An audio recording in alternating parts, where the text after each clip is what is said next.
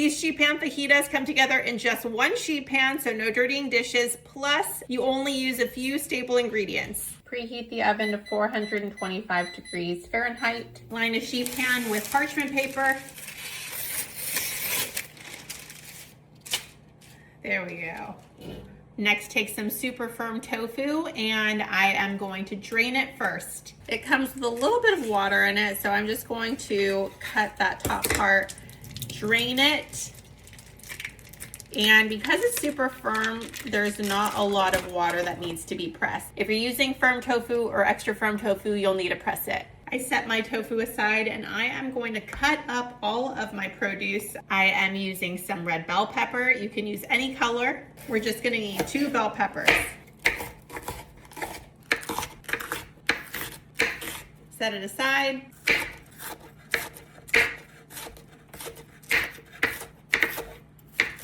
Add the red bell pepper to the baking sheet. Do your green bell pepper. If you have 2 green, those are often the cheapest. That's totally fine. You just need 2 bell peppers.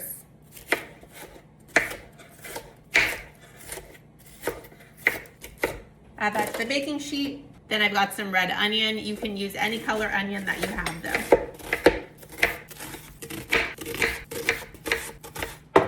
Then add your red onion. I like to break mine up.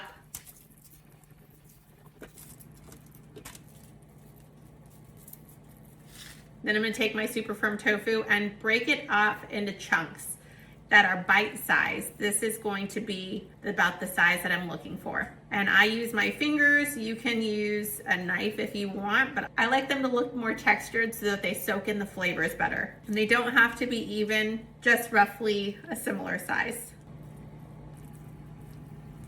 If you wanted to swap out some of the vegetables for frozen vegetables, you can also do that too. You can use some frozen fajita mix if you have that, or frozen bell peppers that have been sliced already. Just want to thaw them out first. You can also throw in some sliced mushrooms if you have those on hand. Next, I'm going to add on some oil.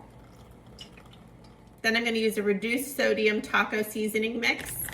And I am going to sprinkle that on all over. You have a few options here. You can put on some gloves, you can roll up your sleeves and do it with your hands, which is what I'm going to do, or you can use a spoon and mix everything together. That takes a little bit longer, and my husband and I are the only ones eating this, and he doesn't mind that I'm using my hands, so I'm going to use my hands to just make sure that everything is covered in the oil and the taco seasoning. If you're using your hands, do make sure they're clean though.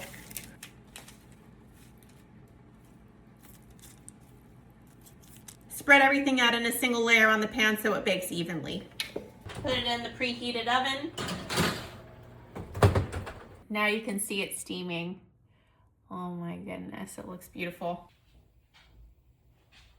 I'm gonna serve some of this up in a bowl, and I'm gonna keep it simple. Sometimes I'll make tacos and I'll serve these in a taco shell, usually corn. Tonight I'm serving them up with some black beans from a can. If I had some time, I'd also make some rice, but I think that this is gonna be enough for us. And I'm gonna add on some cilantro.